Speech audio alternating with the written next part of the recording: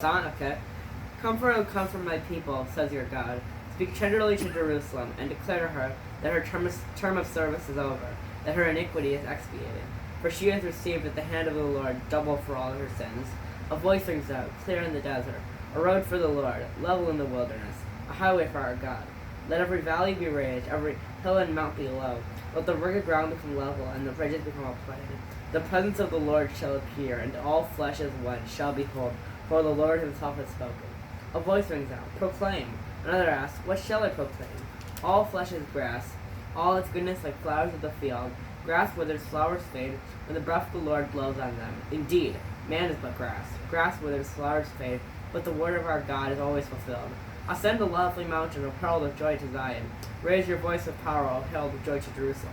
Raise it, have no fear. Announce to the cities of Judah, behold your God. Behold, the Lord God comes in might, and his arm wins triumph for him. See his reward with him, his recompense before him. Like a shepherd he pastures his flock, and gathers the lamb in his arms, and carries them in his bosom. Gently he drives the mother's sheep, but who measured the waters with the hollow of his hand, and gouged the skies with a span, and meted earth's dust with a measure, and weighted the mountains with a scale, and the hills with a balance. Who has plumbed the mind of the Lord? What man could tell him his plan? To whom did he consult? Who taught him and guided him in the way of right? Who guided him in knowledge and showed him the path of wisdom? The nations are but a drop in a bucket, reckoned as dust in a balance. The very coastlines he lifts like motes. Lebanon is not fuel enough, nor its beasts enough for sacrifice. All nations are as naught in his sight. He counts them as less than nothing. To whom, then, can you liken God? What form compare to him? The idol, a woodworker shaped it, and a smith overlaid it with gold and silver, and links of silver. As a gift he chooses a mulberry, a wood that does not does not rot, then seeks a skillful woodworker to make a firm idol that will not topple.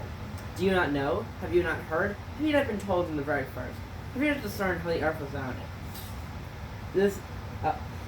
It is he who is enthroned above the vault of earth, so that its inhabitants seem like grasshoppers, who spread out the skies like gauze, stretch them out like a tent to dwell in. He brings potentates to naught, makes rulers of earth as nothing.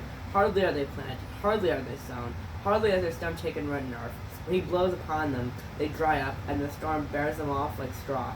To whom, then, can you liken me? To whom can I be compared, says the Holy One? Lift higher your eyes and see. Who created these? He who sends out their host by count, who calls them each by name. Because of his great might and vast power, not one fails to appear.